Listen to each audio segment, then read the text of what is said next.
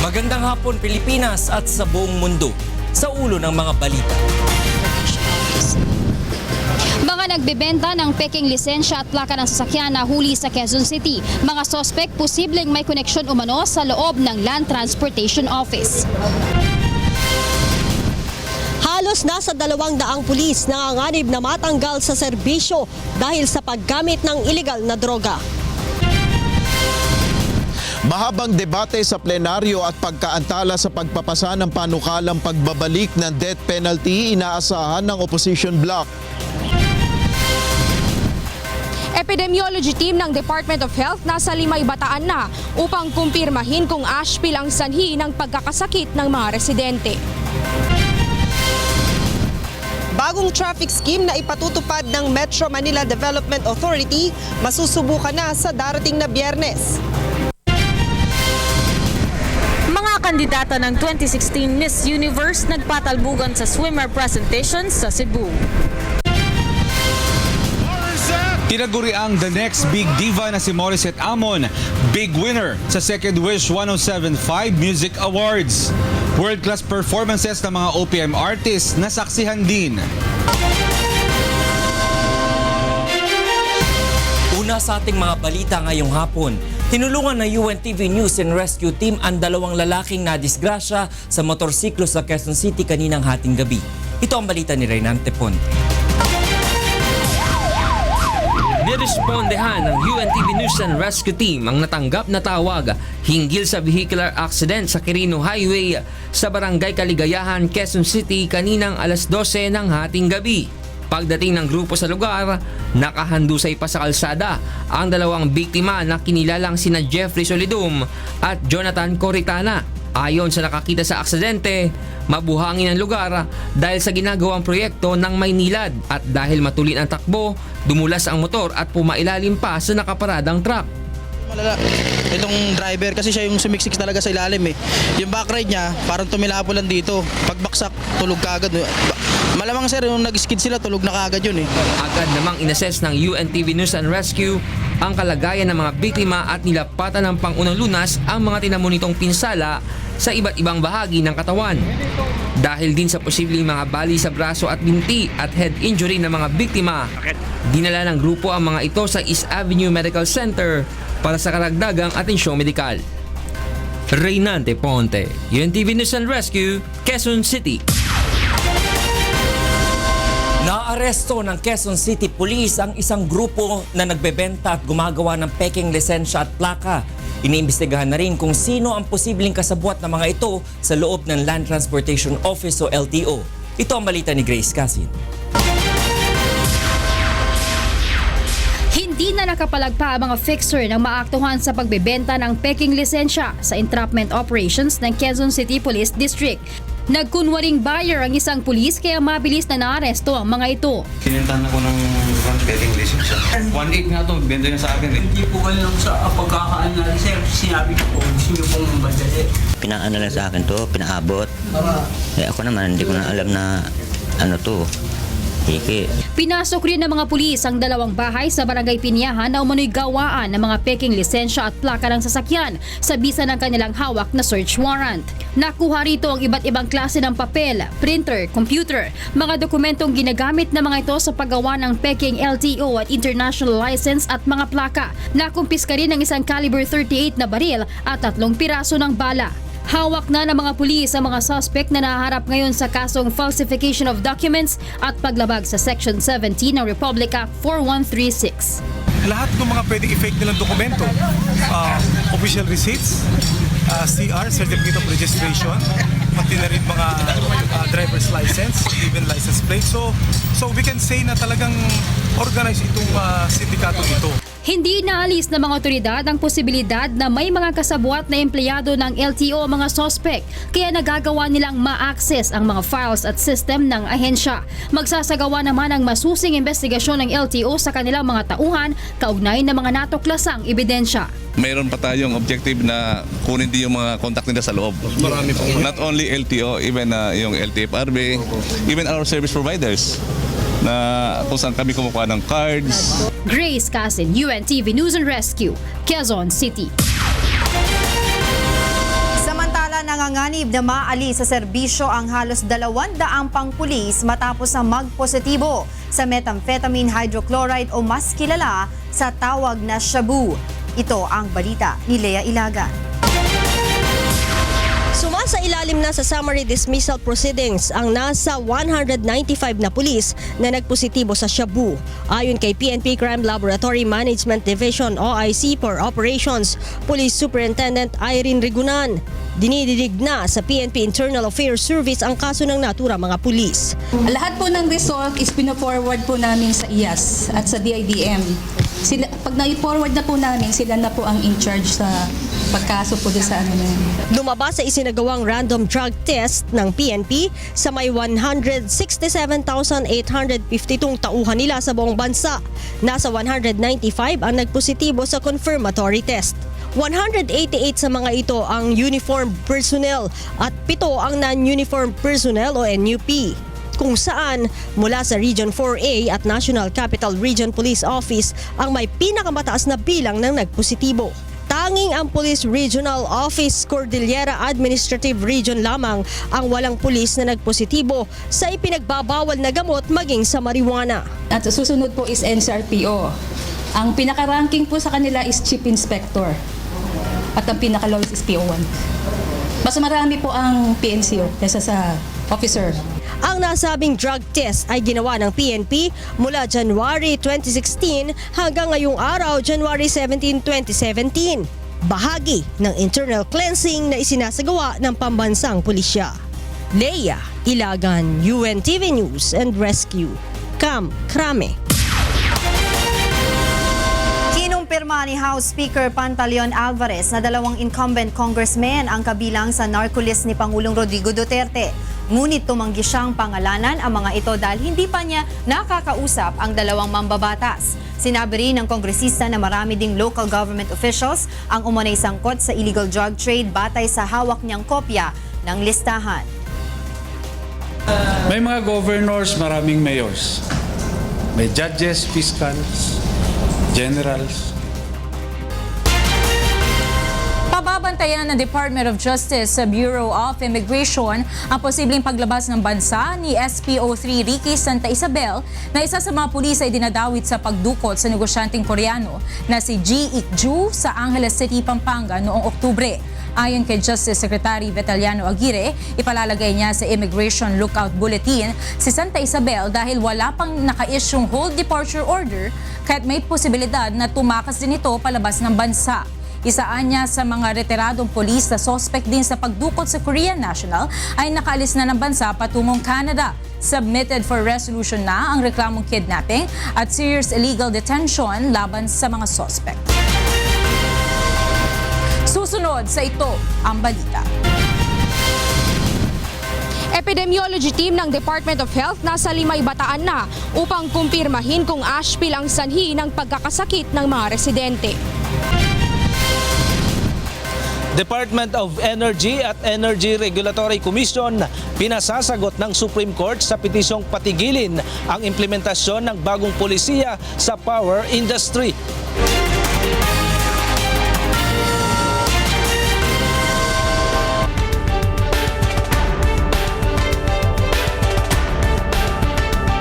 Kita nyo na ngayon gaano kalaki ang pera na gumagalaw sa drugs. Napakalaki. General, in all honesty, wala pa bang nag-aalok sa inyo na wala pang nagsubok? Kung may mag-alok sa akin, tatanggapin ko talaga. Tatanggapin ko, pero at the same time, pati siya tanggapin ko. Pati halika ka mo para masaya ka mo.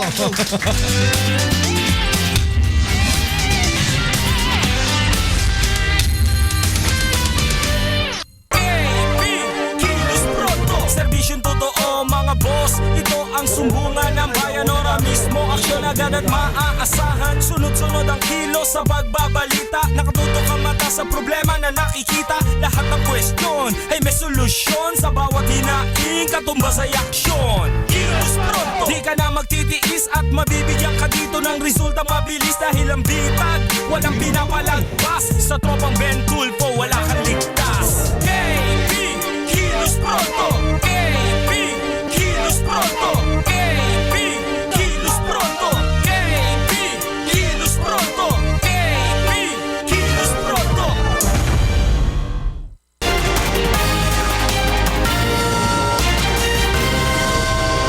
Sumailalim sa Oplan taphang o pagtitipon at pakikiusap ang mga pulis sa Camp Crame ngayong araw. Layunin nito na himuking sumuko at lubusang makiisa ang mga pulis sa anti-drug campaign ng pamahalaan.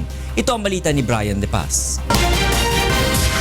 Mahigit 500 pulis at barangay officials ang dumalo sa isinagawang Oplan taphang sa Camp Crame. Kung may Oplan tokhang o katok at pakiusap, pagtitipon at pakiusap naman ang pakay ng programang ito ng Quezon City Police District. Dito iniulat ni Quezon City Police Director Chief Superintendent Guillermo Eleazar ang mga accomplishment ng QCPD sa programa kontra ipinagbabawal na gamot. Lumagda ang bawat pulis na tutugon sa programa ng pamahalaan laban sa iligal na droga. Ayon kay General Eleazar, pagkakataon na ito upang sumuko ang ilang polis na nasasangkot sa iligal na droga. Of course, hindi naman tayo nag-expect na may susurrender, pero just the same, they could do that. Pwedeng gawin nila sa atin na makipag-cooperate sa atin. Samantala, inihayag rin ng hepe ng QCPD na aprobado na ang pagkakabit ng body cam sa mga polis na magsasagawa ng operasyon kontra iligal na droga sa lungsod. Naniniwala ang hepe na malaki ang magagawa nito upang makita ang aktwal na senaryo ng operasyon. Aabot sa mahigit 200 milyong piso ang inilaang budget ng lokal na pamahalaan ng Quezon City ukol dito. Approve na ang budget sa amin. We are finalizing the terms of reference. The Quezon City government will procure 800 body cams convertible into dashcam. So we're expecting that this first quarter o at most itong first semester ma-deliver na sa atin yun. Magsisilbing communication equipment ng QCPD ang nasabing body cam. Pag suot nila ito, pwede sila mag-communicate sa iba. And this is a GPS functionality so that we can monitor kung nasaan itong mga GPS na ito. And another thing is that, they can record the images and the images could be seen live through live streaming dun sa aming monitors sa different tactical operation centers sa district. Brian De Paz, UNTV News and Rescue, Camp Crame.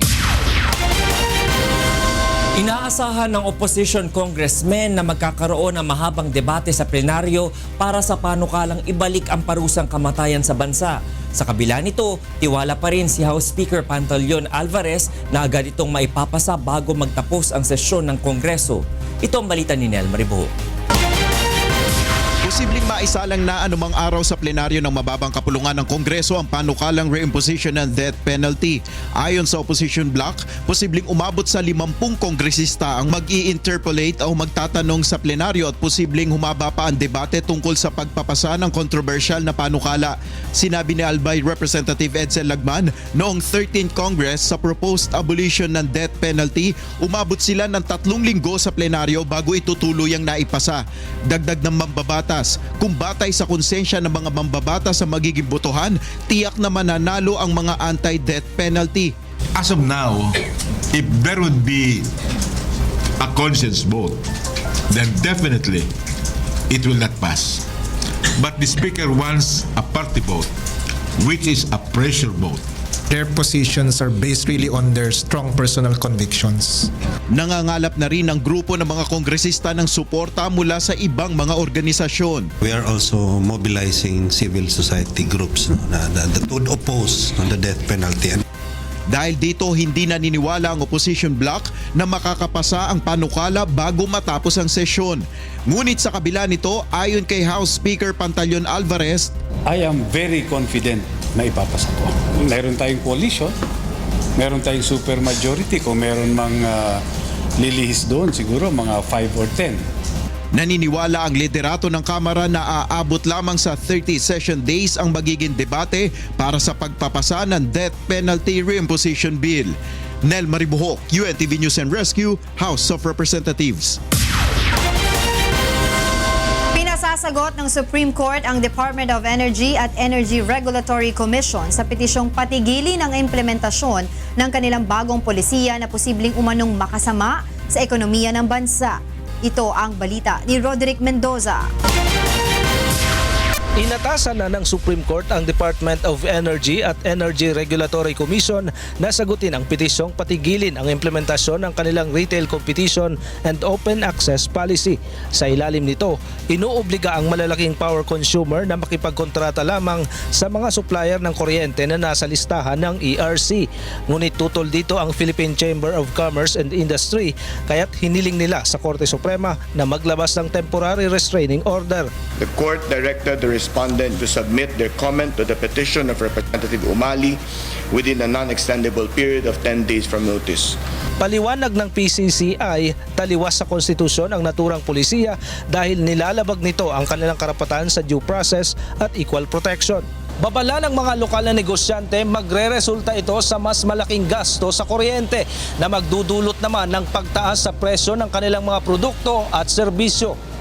Kaya't apela nila sa Korte Suprema, ipawalang bisa ang 5 mga kautusan ng DOE at ERC na nagpapatupad sa naturang pulisiya. Sa susunod na buwan na ang nakatakdang deadline upang makipagkontrata ang malalaking power consumer sa mga accredited na supplier, kaya't mahalagang maresolba agad ang kaso. Roderick Mendoza, UNTV News and Rescue, Manila. Kailangan ngayon ng bansa ng mas maraming skilled workers sa construction industry dahil sa pagdami ng mga investor sa Pilipinas. Ito ang balita ni Ray Pelayo. Isang Memorandum of Agreement ang nilagdaan ng Technical Education and Skills Development Authority o TESDA at Philippine Chamber of Commerce and Industry o PCCI para mas magiyahan kung anong mga skilled worker ang kailangan sa negosyo ngayon. Ayon sa TESDA, mas dumami pa ang mga investor sa bansa at nangangahulugan ito ng mas maraming oportunidad para sa mga naghahanap ng trabaho. Kasama sa listahan ng PCCI ang mga skilled worker sa larangan ng tourism, bookkeeping o accounting at maging sa construction. May mga skills na kailangan na hindi naman lahat. Although, kaya minsan we use a broad brushstroke o construction worker ka. But if you break it down, ang dami mechanical, engineering, masonry. Isa sa paraang nakikita ng TESDA para madagdagan pa ang mga skilled construction worker ay ang pagtataas ng sweldo kahit na 20% lamang. The Department of Labor will just have to talk to the industry, yung mga contractors natin, na medyo taasan yung sweldo ng mga construction workers. That will motivate them and encourage them to work in the industry. Ayon naman sa Associated Labor Unions, naeenggan yung mag-abroad ang mga Pilipinong skilled construction worker dahil nasa $16 ang kanilang arawang kita at alaga pa sa iba pang benepisyo gaya ng pabahay at pagkain. Sa ngayon ay nagsasagawa ng skills mapping ang TESDA upang malaman pa ang mga pangangailangan sa iba't ibang lugar sa bansa. Nais din itong madagdagan pa ang pondo upang mas marami pang scholar ang kanilang matulungan. Ray Pelayo, UNTV News and Rescue, Taguig City. Ipamamahagi ng Sandatahang Lakas ng Pilipinas ang kanilang binuong primer ukol sa bagong kampanya ng militar laban sa terorismo upang malaya itong mabusisi at mapag-aralan ng publiko. Ito ang balita ni Brian De Paz. Magkakaroon ng briefing ang Armed Forces of the Philippines sa mga mamahayag sa bagong kampanya laban sa terorismo na tatawaging Development, Support and Security Plan Kapayapaan. Sinasabing sequel ng IPSP Bayanihan ng DSSP Kapayapaan. Nakapaloob dito ang mahalagang estratehiya ng campaign plan ukol sa peace process. Ayon sa AFP, mas pinalawak ang DSSP Kapayapaan na nakaugnay sa National Vision at Development Plans ng pamahalaan.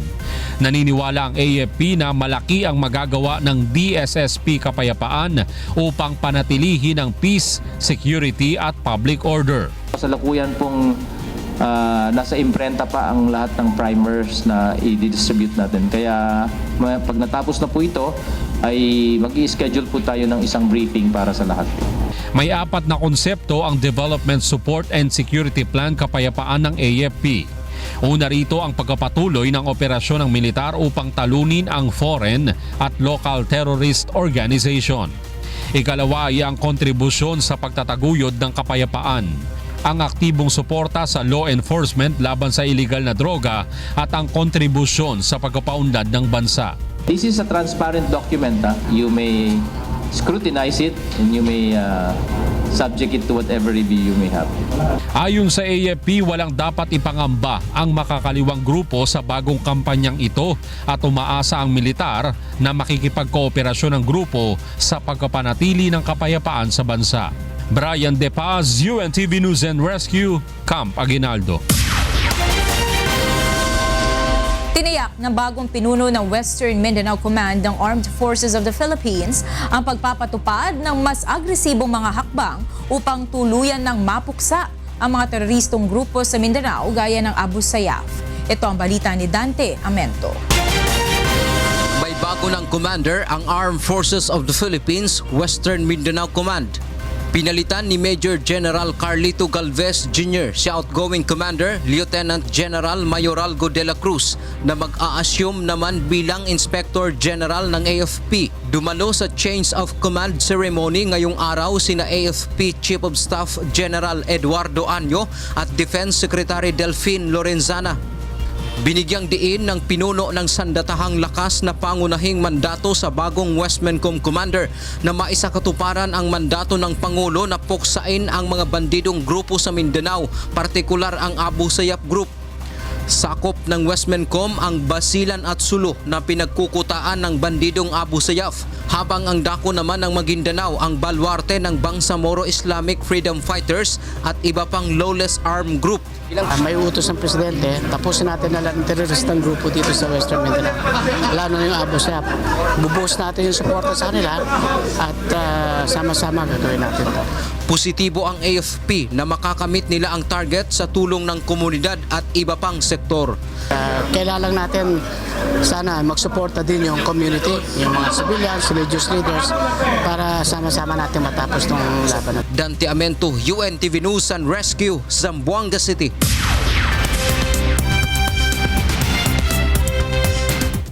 And for the news abroad, the gunman who killed 39 people in an Istanbul nightclub on New Year's Day has been caught in the city's Esenyurt district.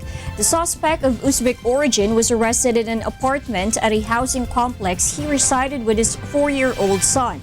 Islamic State has claimed responsibility for the attack, saying it was revenge for Turkish military involvement in Syria. On Monday, Turkish Deputy Prime Minister Numan Kurtulmus said the mass shooting was carried out professionally with the involvement of an intelligence organization and not just a terrorist organization's act.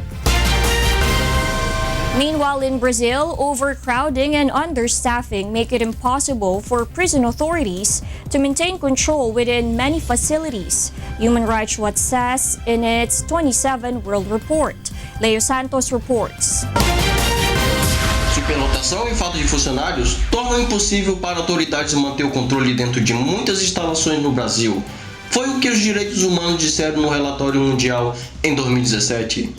99 detentos foram mortos nas penitenciárias do Amazonas, Roraima e Paraíba nos primeiros 8 dias de janeiro de 2017 e em 2016.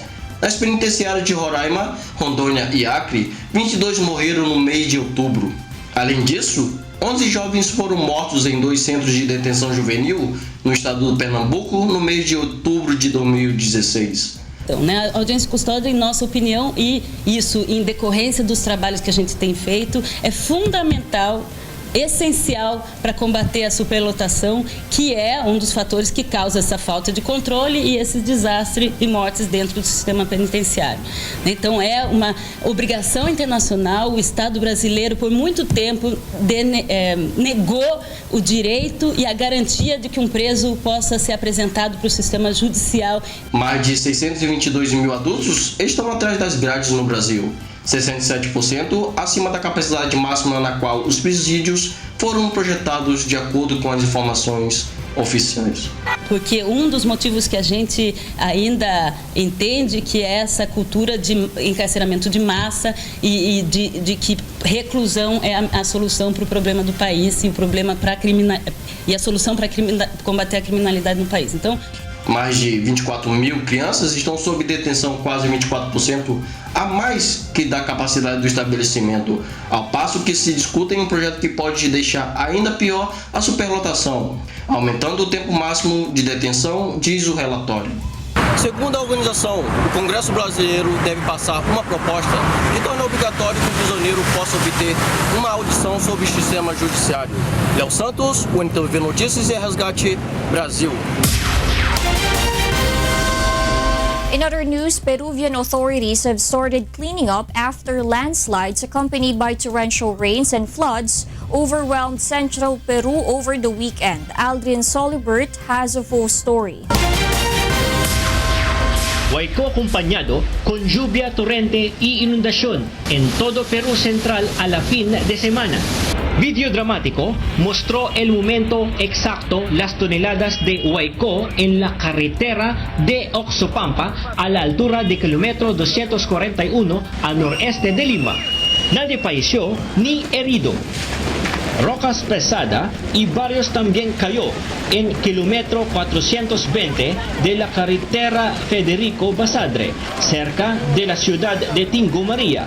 En el departamento de Huánuco se restringió comunidades y dejando los choferes varados. De acuerdo con las autoridades, 50 casas de Santa Eulalia fue inundado, 52 en Huarochiri y 2 en Lurigancho, Chusica. Medios locales han informado no daños personales o fallecimiento. ¿Será? Pues ya estamos más de media hora con esto. No para, primera vez que estoy así. El Ministerio de Defensa del Perú enviará tropa de 100 para ayudar con la operación de limpieza y proveer seguridad. Autoridades locales han pedido al gobierno federal a suministrar maquinarias pesadas para sacar las piedras largas y varios de la carretera. Normalmente cuando este tipo de emergencias, la vía se interrumpe 2 hasta 4 días. El Servicio Nacional de Meteorología y Hidrología reporta que la lluvia a menudo continuará y aumentará por los meses que vienen hasta abril, a la vez en la área de Santa Eulalia y en centro y sur del país. Más huaicos también visitó posible. Autoridades están trabajando para trasladar los residentes viviendo con áreas de alto riesgo. Aldrin Sullivan, UNTV, Noticias y Rescate, Lima, Perú. And those are the stories making headlines from around the world. I'm Darlene Basingan. Good evening.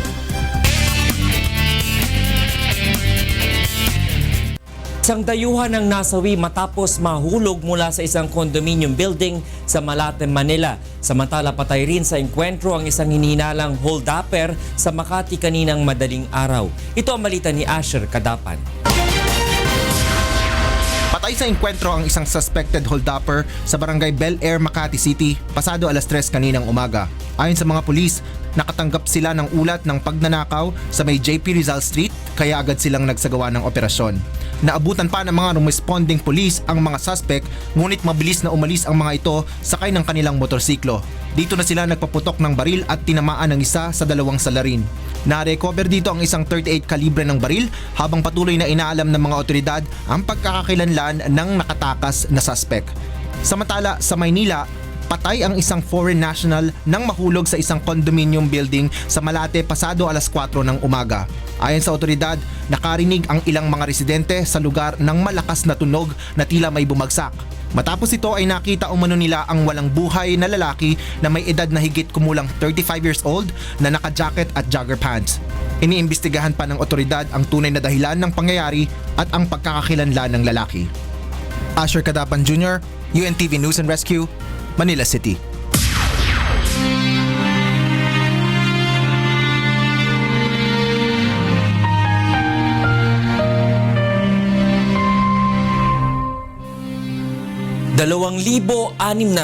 at 12 araw na po ang nakalipas mula nang maganap ang malagim na Maguindanao Massacre. Ngunit hanggang ngayon ay naghahanap pa rin tayo ng katarungan sa mga biktima ng malagim na krimen.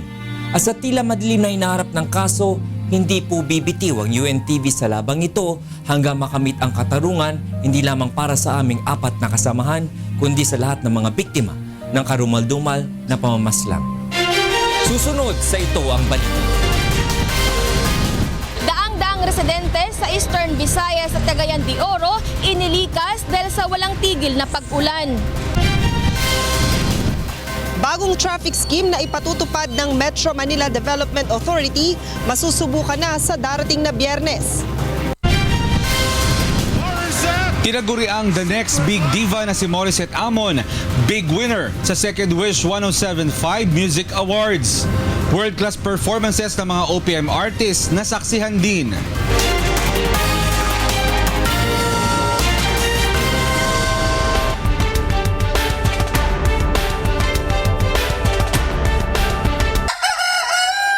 Good morning, Kuya!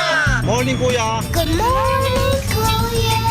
Buongiorno, fratelli! Your mornings are guaranteed good with Kuya Daniel and the lively GMK Bunch. Good morning, Kuya! Good morning, Kuya! Good morning, Kuya! Bringing you the day's forecast, Mindoro, Palawan, the latest happenings, Ito po ngayon ay naghahalaga sa presyong 37 pesos per kilo. good food, helpful advice, Ingatan mo ang iyong puso sapagkat dinadaluyan ng buhay. Bes, unang-una dapat malinis. Maganda, kuha tayo ng antibacterial. So, and everything you need to know to perk up everyday living. Good Morning Kuya, weekdays at 4:45 a.m. Good morning! La la la la! The Volunteers Against Crime and Corruption acknowledge UNTV and Breakthrough and Milestones Productions International CEO and Chairman Daniel Razon for his generosity in supporting VACC's activities. VACC is a non-government organization which envisions a crime-free and corruption-free Philippines. With or without recognition, UNTV will continue its services for the community. To God be the glory.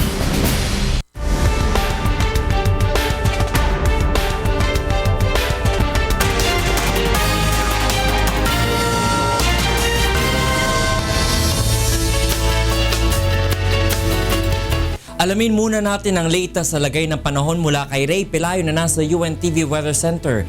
Ray, ano bang mga weather system ang nakakaapekto ngayon sa bansa kung meron? Magandang gabi, Tony Regit, sa ating mga kasambahay. Patuloy pa rin na makararanas ng mga pag-ulan itong malaking bahagi ng Visayas and some parts of Mindanao dahil dito sa epekto ng existing natin na weather condition, yung tail end of a cold front, yan ang nagpapaulan yan. Wala tayong bagyo, wala tayong low pressure area dahil nalusaw na ito kanina at ayon sa pag-asa, maaari pa rin tayong makaranas ng makulimlim na lagay ng panahon sa mga nasabing lugar. Plus itong pag-iral nitong amihan dyan naman sa may area ng Luzon at Reg. Sige Ray, bigay mo na ang kabuuan lagay ng panahon sa Magdamag. Narito po magilagay ng panahon sa mga susunod na oras. Yung nga pong tail end of the cold front nakaka-apekto pa rin po dyan sa may air ng Visayas at eastern section ng Mindanao while itong northeast monsoon o amihan dyan naman po sa may area ng Luzon. Sa forecast po ng pag-asa, meron pong mahinang mga pag-ulan dyan po sa may area ng Cagayan Valley at Cordillera kasama na po ang lalawigan ng Aurora. Samantalang yung Metro Manila at nalabing bahagi ng Luzon ay makakaranas naman po ng mga pag-ambon. Sa Science Garden sa Quezon City bukas, maaari pong umabot sa 29 degrees Celsius ang maximum temperature sa Tagaytay po 20 to 28 and Baguio City 11 to 22 degrees Celsius while sa Puerto Princesa City sa Palawan hanggang 30 degrees Celsius. Yung mga malakas na mga pag-ulan ay posible din pong maranasan sa may area po ng Eastern Visayas, yung Samar at Leyte area while yung nalalabing bahagi ng Visayas magkakaroon din po ng hanggang sa katamtamang mga pag-ulan. Ang temperatura sa Visayas maaari pong maglaro lamang sa 28 degrees Celsius. Yan po sa may area naman ng Mindanao, particular yung Caraga region ay makakaranas din po ng mga pag-ulan na posibleng magdulot ng mga pagbaha at landslide and light to moderate na naman po sa mas malaking bahagi ng Mindanao. Sa Cagayan de Oro City, maaari pong umabot sa 31 degrees Celsius ang maximum temperature bukas and 33 sa may area po ng Metro Davao and Zamboanga City. Samantala, ang ating pong sunrise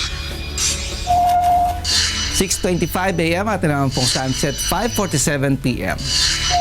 Yan ang ating ulat panahon. Umulan man po tumaraw, huwag natin kalilimutang pasalamatan ang Diyos na lumalang. Balik po sa inyo. Maraming salamat Ray Pelayo mula sa UNTV Weather Center. Samantala, nasa ilalim na ng state of calamity ang Cagayan de Oro City dahil sa epekto ng masamang panahon. Daan-daang residente rin ang inilikas sa Eastern Visayas dahil sa landslide at patuloy na pag-ulan. Ito ang balita ni Jeneline Gakit. Mahigpit ng binabantayan ng Local Disaster Risk Reduction and Management Council ang epekto ng patuloy na pagbuhos ng ulan sa Eastern Visayas. Sa kanilang tala, nasa 1,169 individual na ang nananatili ngayon sa evacuation area sa rehiyon matapos lumikas dahil sa masamang lagay ng panahon. Karamihan sa mga evacuees nagmula pa sa Samar at Ormoc City sa Leyte na ilang araw na ring binabaha. Hindi rin madaanan ang kalsada sa dalawang barangay sa Mahaplag, Leyte at Barangay Agas-Agas, Kahopian naman sa Sugod, Southern Leyte dahil sa landslide. Isang linya naman ang maaaring daanan sa Barangay Gaas, Baybay City, Leyte. Suspendido rin ang biyahe ng mga maliliit na sasakyang pandagat dahil sa inilabas na gale warning. Meron tayong nakataas na gale warning signal ngayon sa probinsya ng Samar and Leyte. However, kahit na pinagbabawal yung paglayag ng 250 gross tons of sea vessel, tinanong natin ng Coast Guard, wala tayong cancellation of fast crafts. No? Samantala, nasa state of calamity na ngayon ang Cagayan de Oro City, bunsod pa rin ang masamang lagay ng panahon. Mahigit 1,000 pamilya ang inilikas at suspindido ang mga klase sa preschool hanggang sekundarya ngayong araw dahil sa baha. Sa ngayon ay patuloy nang inaalam ng mga otoridad ang lawak ng pinsala kasabay ang panawagan sa mga residente sa danger zones na agad sumunod kapag pinalilikas. Let us not be complacent kasi ito ay magpapatuloy hanggang sa Lunes. Yung mga catch basins, yung mga tabi ng ilog, tabi ng mga coastal areas. Ingat po tayo. Kasama ang Cagayan News Team, Jeneline Gakit, UNCB News and Rescue, Tacloban, Leyte. Magsasagawa naman ang Metro Manila Development Authority o MMDA ng isang dry run sa darating na Biyernes, January 20 para sa bagong traffic scheme na ipatutupad sa EDSA. Mula sa Makati City, ito ang balita ni Joan Nano, live. Yes, Joan. Yes, magandang gabi sa iyo, Monica. Simula nga sa Lunes, isang panibagong traffic management scheme ang muling ipatutupad ng Metro Manila Development Authority sa EDSA, kung saan isang zipper lane nga ang bubuksan sa mga motorista na magsisimula dyan sa may bahagi ng Cubao Main Avenue sa Quezon City, natatagos naman palabas ng EDSA Ortigas Flyover sa Mandaluyong City. Layon pa rin ang hakbang na ito na mapaluwag ang trapiko dyan na partikular sa may bahagi ng EDSA southbound tuwing rush hour sa umaga. Bukod sa ilalagay na zipper lane, isasara rin ng MMDA sa mga motorista ang U-turn slot sa may bahagi ng Camp Crame malapit dyan sa may area ng Santolan. Sisimulan ang implementasyon ng bagong traffic management scheme sa Lunes, January 23, simulayan alas 9:30 hanggang alas 11:30 ng umaga. Kaugnay nito, Monica, isang dry run naman ang isasagawa ng MMDA sa darating na Biyernes ng umaga, January 20, upang masubukan nga ang aktwal na magiging epekto nito sa trapiko. Pakinggan natin ang pahayag ni Mr. Tomas Orbos, ang acting chairman ng MMDA. So isa continuous motion na mabawasan natin yung sasakyan from parang in-extend ho natin. So from 6 to 10 a.m. yung provincial bus ban. Nakakatulong ho yun. 9:30 nag-adjust na ho tayo, ipapasok na ho natin tong zipper lane. Aabot ho yan ng 12. Sa pagtaya nga ng MMDA, aabutin ng nasa 20 minuto ang mababawas sa oras ng biyahe kapag naipatupad na ang bagong regulasyon sa trapiko. Nasa 30 mga tauhan naman ng MMDA ang ide-deploy sa area na madaraanan nitong zipper lane na siyang mangunguna sa pagmamando sa daloy ng mga sasakyan. Ayon nga sa ahensya, bukod dito sa paglalagay ng zipper lane ay asahan pa nila ng mga motorista ang iba pang sistema na kanilang ipatutupad sa mga kalsada sa mga susunod na linggo. Monica, samantala sa darating nga na Huwebes ay magtutungo naman dyan sa may Davao City. Itong si MMDA Acting Chairman Tomas Orbos kasama ang iba pang mga mayors para nga sa isasagawang Metro Manila Council, kung saan kabilang nga sa mga pangunahin nilang tatalakayin ay itong suwestyon o planong i-extend ang implementasyon ng no window hours, ganun din yung extended hour sa number coding scheme na sinasabing ang malaki ang naitulong sa pagpapaluwag ng trapiko sa mga pangunahing lansangan sa Metro Manila. Monica? Maraming salamat sa iyo, Joan Nano, live na nag-uulat mula sa Makati City.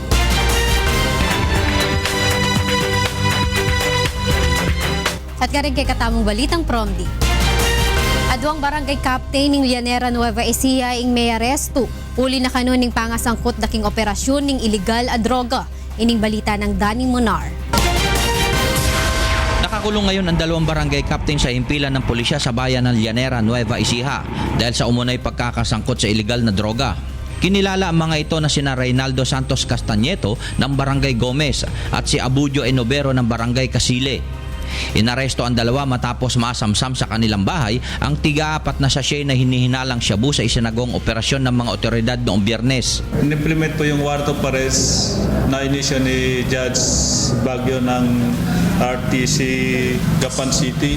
At yun nga po, in-implement po sa bahay ni Barangay Captain Enovero at Barangay Captain Santos. Nakumpiska rin kay Castañeto ang isang shotgun at 22 kalibre ng baril naman kay Enovero. Ayon sa Llanera PNP, kasama ang 2 kapitan sa kanilang listahan ng drug high value targets. Nahaharap sa kasong paglabag sa Republic Act 9165 o Comprehensive Dangerous Drug Act of 2002 ang 2 opisyal. Danny Monar, UNTV News and Rescue, Nueva Ecija. Obliganan ning pamuntukanan ning Philippine National Police deng karelang tauhan adumalan laking pamagsanen ning pamangamit baril. Ining balita ng Sherwin Kulubong. Pabor si Police Deputy Director General for Administration Francisco Uyami Jr. sa mga gun shooting competition na inoorganisa ng mga opisyal ng Philippine National Police sa iba't ibang rehiyon sa bansa. Ngunit ayon kay General Uyami, hindi lamang ang mga pulis na may hilig sa kompetisyon ang dapat na laging nagsasanay sa pagpapuputok ng baril, kundi ang lahat ng miyembro ng Philippine National Police. Bunsod nito, inoobliga niya ang lahat ng miyembro ng PNP na magsanay sa paggamit ng kanilang mga baril upang wag mapahamak sa mga operasyon dahil sa kakulangan sa pagsasanay. We do not know kung kailan may mangyari. Tapos yung pala yung tao mo na kulang sa practice ang nandun to respond. Inihalimbawa pa ni Uyami ang nangyaring hostage taking noon sa Pasay City na ikinasawi ng isang batang lalaki. Nung inumpisan ng tusukin ng suspect yung bata, lahat sila nagpaputok. At dahil hindi magaling sa paggamit ng baril, maraming nakatama doon sa suspect, pero natamaan din yung bata. Dapat lahat yung mga kapulisan ay marunong kahit pa paano, marunong pumutok. Once na tinutok niya yung baril, yung gusto niya tatamaan, yun ang dapat na tatamaan. Si General Uyami ang naging panauhing pandangal kanina sa isinagawang 3rd Ardis Cup Gun Shooting Competition sa Cabuyao, Laguna. Sherwin Kulubong, UNTV News and Rescue, Laguna. At yan kay katamong balita, bating miyayaliw ang lugar kay katamong bansa. Ako'y Frima Salonga Gloria, Maya Pabeng.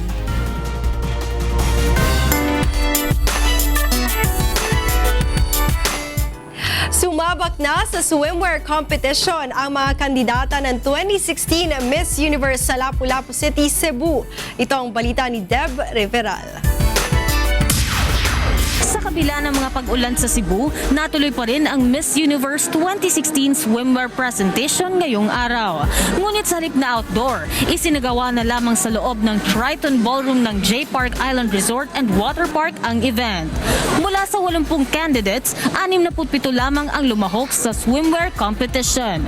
Early crowd favorites sina Miss Colombia, Korea, Venezuela at Guatemala. Ngunit hindi rin nagpahuli ang pambato ng Pilipinas na si Maxine Francine Medina na suot ang kulay silver na one-piece swimsuit. Matapos ang presentation, magkakaroon naman ng store visit ang mga kandidata sa SM Seaside Cebu at mamayang gabi ay muli silang rarampa sa isang fashion show. Tinatayang 2,000 pulis at sundalo ang nakadeploy ngayon sa syudad upang tiyaking ligtas ang pagdaraos ng international event. Sa ngayon ay pahirapan na rin ang communication signal matapos magpatupad ng cell site shutdown ang 3 malalaking telecommunication networks. Bukas ay nakatagda namang magtungo ang 20 kandidata ng 2016 Miss Universe sa Baguio City para sa float parade at city tour. Debre Veral, UNTV News and Rescue, Cebu. Napuno ng mga music lover at OPM artist ang Araneta Coliseum kagabi para sa ikalawang Wish 1075 Music Awards. Humakot naman ng parangal sa awards night ang tinaguriang The Next Big Diva na si Morissette. Ito ang balita ni Monokson. Ipinagdiwang ang natatanging galing ng mga original Filipino music o OPM artists sa idinaos na Second Wish 1075 Music Award sa Smart Araneta Coliseum kagabi. Punong-puno ng mga fans ng iba't ibang OPM artists ang The Big Dome, kung saan napanood ng mga ito ang world-class performances mula sa mga performers para sa awards night. Big winner sa Second Wish 1075 Music Awards ang tinaguriang The Next Big Diva na si Morissette Amon. Nakuha nito ang Best Wish-clusive performance by a female artist. Best Wish-clusive collaboration ng awiting I Finally Found Someone kasama si Arnel Pineda. Wish Original Song of the Year by a female artist sa awiting Throwback featuring KZ Tandingan. Wish Female Artist of the Year, Wish Reactors Choice Award at Wish-clusive Viral Video of the Year sa awiting Secret Love Song. I'm just really grateful po sa lahat po na nag-share po ng video ko, sa lahat na nakihugot. Maraming salamat. Humakot din ng parangal ang balladeer na si Jason D, kung saan naiuwi nito ang Best Wish cover ng awiting Be My Lady. Best Wish-clusive performance by a male artist sa mash-up ng Love Yourself, Sorry, What Do You Mean at Baby at Wish Male Artist of the Year. Sobrang thankful ako sa pagbigay sa akin ng platform, ng opportunity para mapakita ko yung talento ko, ma-express ko yung music ko. So, and ang laking tulong nila, laking suporta nila sa OPM. Nakuha naman ni Darren Espanto ang Best Wish-clusive performance by a young artist ng awiting I Believe. Wish Original Song of the Year by a male artist ng awiting 7 Minutes. At Wish Young Artist of the Year. Itinanghal naman na Wish Promising Artist si Sam Mangubat. Maraming salamat Wish FM for giving me the opportunity to sing and perform for everyone. Panalo naman ang X Factor UK semi-finalist na Fourth Impact bilang Best Wish-clusive performance by a group or a duo. Habang nakuha naman ang The Ones, ang Wish Original Song of the Year by a group or duo. And dito po kami nagsimula sa Wish. Hindi namin akalain na ma-recognize kami. This is the best gift and the best way to start 2017! Several years ago, nangangarap lang po kami. And yan, unti-unti na tinutupad ni Lord yung pangarap namin through Wish 1075. Ngayong taon ay inilunsad din ng Wish 1075 ang Wish-clusive Elite Circle. Mga kabilang dito ang mga OPM artists na may hindi bababa sa 10 million views sa YouTube page ng Wish 1075. Naging highlight naman sa ginanap na Wish Awards ang tig-100,000 pisong natanggap ng mga napiling charitable institutions ng lahat ng mga nanalo sa Second Wish Music Awards. It's amazing how this is a music award show with a lot of firsts. It is giving away awards for viral videos, giving away awards for views, giving away awards to people who couldn't really make it. But the biggest award that they're giving away is whoever the winner is, those winners get to pick a beneficiary. Natuwa naman ang mga hurado sa malaking tulong at oportunidad na ibinibigay ng Wish 1075 sa mga OPM artists. Nakita all over the world ang galing ng Filipino OPM artist. Doon lang, wagi na po itong wish na to. Pangalawa, lahat ng mga kabataan na walang opportunity na makita in the mainstream, eto po, sumakay lang kayo ng bus at makikita na ang inyong galing. Ang Wish 107.5 ang nangungunang FM YouTube channel sa bansa na mayroon lang mahigit 720,000 na subscribers at halos 300 million views and counting. Mon Hocson, UNTV News and Rescue, Quezon City. At yan ang ating mga balita sa entertainment ngayong gabi. Ako po si Talia Javier. Balik sa inyo, Attorney Reg, Angela, and Monica. Maraming salamat, Taria. And congratulations sa mga nanalo at kay Morissette. Congratulations din sa Wish FM for a successful awards na Oo, at taon-taon na yan. Second year na yan. Oo, abangan natin. Baka next time kasama na tayo. Kumanta ka muna. Next time. At yan po ang naging kabuuan ng ating balitaan ngayong gabi. Aming inilahad ng buong katapatan kung paano namin nasaksihan. Kayo'y makapagtitiwala ng aming nakita at narinig ang aming ibinabalita. Magandang gabi.